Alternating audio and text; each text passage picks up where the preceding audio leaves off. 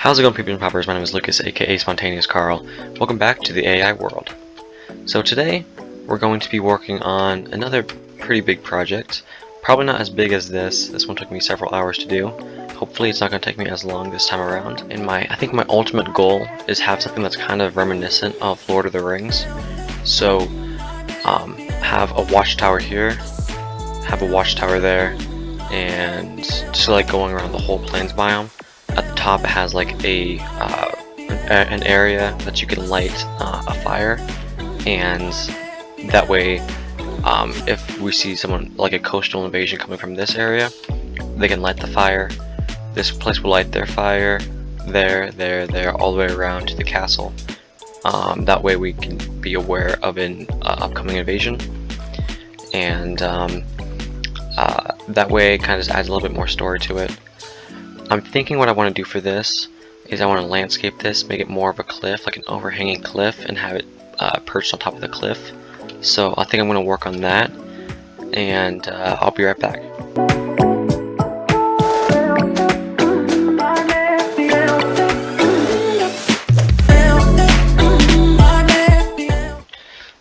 Alright, so now that we have the terrain around here mostly how I want it, I think we're going to go on to the next part of it, but first I want to explain a little bit about the training I did here. So, as you guys know, I'm trying to do moss around all of the grass blocks because I'm not a fan of how that looks on the side. So, when it comes to like hillsides, I want to do something a little different. I want to do a mixture of grass blocks to kind of like have that dirt transition, and moss blocks to kind of have that other transition, I guess. Okay, something I was trying to explain in the video, but I was kind of struggling to explain to you guys, was when it comes to texturing grass. So when it comes to grass, I've told you guys I hate the sides of the grass blocks. It looks dirty, it looks kind of just nasty, I guess. I'm not a fan of it. So I usually cover it up with moss blocks. If you want to go above and beyond with like flat land, you can add some moss carpets, kind of do like a gradient. Of course, that's not really necessary. However, if you're doing like an abandoned city or something like that, that would work really well. In fact, I'm going to implement that probably later on. But that's what I usually do for grass. When it comes to hillsides, however, it's completely different. What I was trying to show you in the video was I wanted to keep some of the grass blocks, but also mix them in some moss blocks. The reason we do that is because the grass blocks adds a unique texture. It's a transition from the grass into the dirt, but we also want to have some moss on here as well. In fact, I'm going to change this one back and place that one. So that's one way you can mix up the sides of the hills. Then you go in with, if you want to, of course, you can go in with some moss carpets for the top of them, and that gives it some more texture. And I usually do that on the top of the grass. And then if you, then obviously you have to go in with some coarse dirt to add some different texturing. If you want to go real technical here, you can do some rooted dirt. Rooted dirt just kind of adds a little bit more texture. That looks pretty good by itself, but if you really want to go above and beyond, this is completely unnecessary. You go in with some buttons here and there. Put one there, put one there, put one here. Some jungle buttons on the coarse dirt or the rooted dirt. Completely unnecessary. Something you won't even really notice too much, but it breaks up the monotony of the side of a mountain. It decorates the side of a mountain really well. So this is just another technique you guys can use.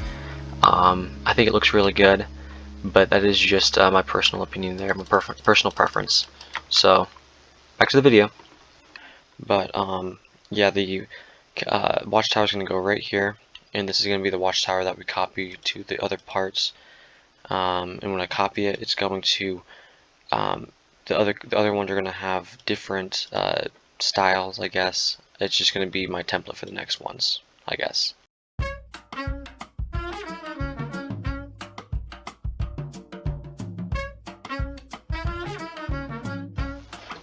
we're trying to come up with a concept. A lot of times it's a lot easier for people to go onto a creative world and come up with a concept there, whether that be creating a full model or making a rough model. This is an example of a rough model. This gives you the rough dimensions. For example, this is a 9x9 cube, or a rectangular prism if you want to be technical here. This just gives you an example of how you can texture and build some things here. So first, the green is windows and doors, red is the base, blue is the cylinder, and the cyan is the roof. So what you can do here is you can come in with actual texturing blocks here, like doors for example. See which combination of things you prefer. I think the trapdoors look good, so that's what we're going to probably go for here. In tandem with the stairs, and you can see that these walls down here are really blank, and that's where you can actually go in and start adding in some more detail, going into more depth here with things like that. Just going around doing that, seeing how the blocks that you chose work, and it's easier to do like one side, and even that looks really plain. So you keep just chipping away at it, and eventually you'll have something that you like. For example, I'm not a fan of the cube shape, so we're gonna go with a more of a cylindrical cube shape, kind of rounding off those corners with those walls. And you can even make it look kind of gothic with the putting fence, or sorry, the iron bars there. Just kind of adds a little bit more detail. And same kind of deal here. Same deal there. You just do that all the way up, and then you can kind of see here. This is really awkward, and it's really tiny up here. So when making the actual thing, it's going to be a lot bigger. Well, not a lot bigger, maybe like a block on each side, to kind of add it a little bit more girth, if you want to use that word. Just something simple like that. And obviously when you do this, you don't want to have just blocks hanging off, so you'll probably put like stairs underneath for support, something like that, just to make it look a little more sturdy and stable. And then instead of putting them there, you put them here, holding that up.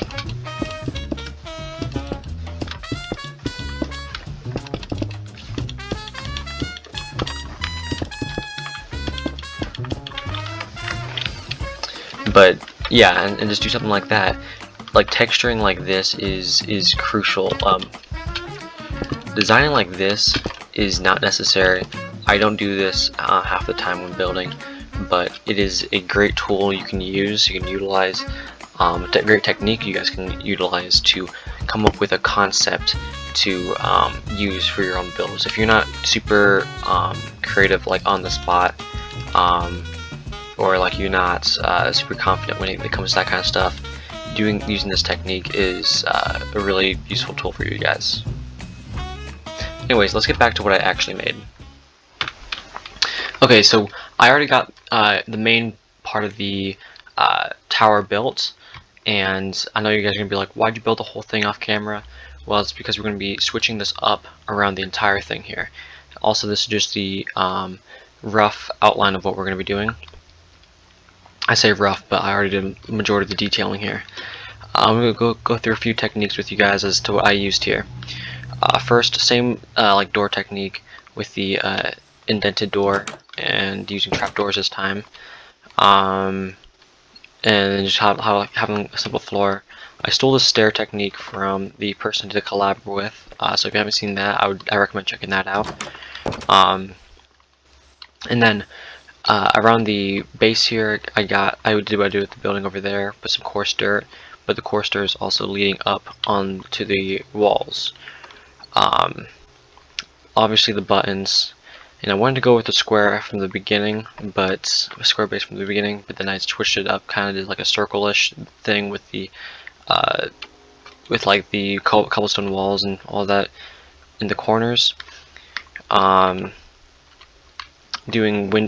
windows are the iron bars indented. Same thing around the base here, or the tower here. So we got the iron bars, and we have this technique where we have something indented on the inside, just kind of like an accent color. And when you look at it from a far away, it's kind of like it's not anything crazy to write home about. It's literally just something you place down around this area to keep watch. But anyways, you come up from the staircase here, come up here. Let's just say we have invading ships coming through here. You hop up here, you light the campfires, and then this tower will notify the tower that's going to be right over here, and then it will notify the tower over here, this all the way to the castle. But this is the first tower we wanted to build. Let's get on to the second tower. It's just going to be basically this copied over here, with a little different texturing. And I'm thinking about also having one probably be right here on this like solo island. So in fact, let's get the solo island one figured out first, and then we will worry about this next one and then the ones after that.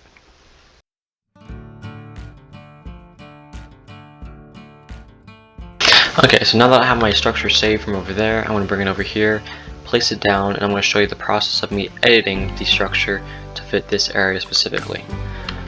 First, we're going to want to find a relative position we want it placed at. I want to say probably right here. Let's do W, load, and I think that is going to be good. Get rid of that. I think that'll work, and then we'll just load it in. How does that look? That gives me plenty of space to work with here.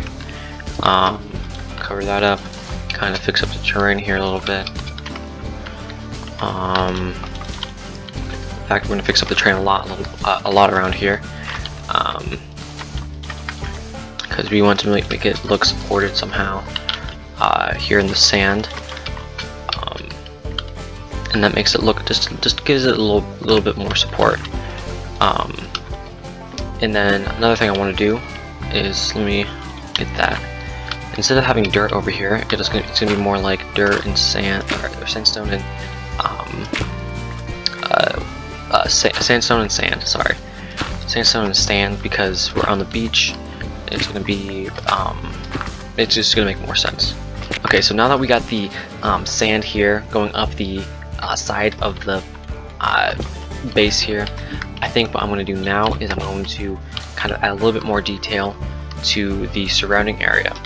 First thing I want to do is I want to add a dock, just kind of poking off this way. It's going to be very similar to that one right there.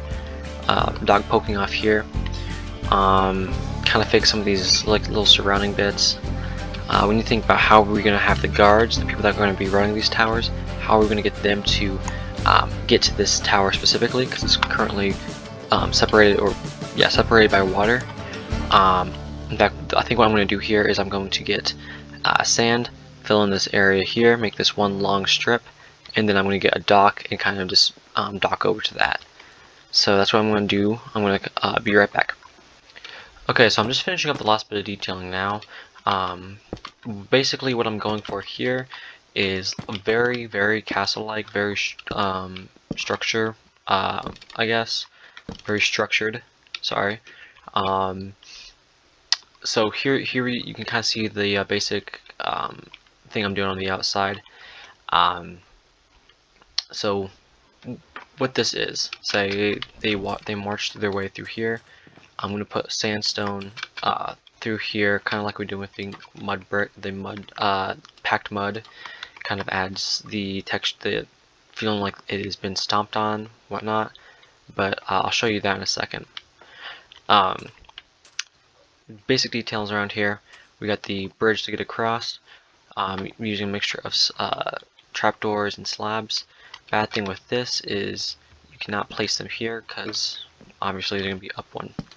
But yeah, you come up here, then we have the actual base itself. I wanted to have plenty of these. In fact, that might be too many. I might get rid of this one. This is a really important structure, so I thought it would be really important to have this seem very structured. We have the ballasts all along the side here, keeping in with that look. The lamps kind of light the way up, shows you where you're going. The dock over here is same design basically, kept a little more simple. But honestly, when it comes to texturing, I'll probably do the same like I did over here. Let's get onto the texturing side of things right now.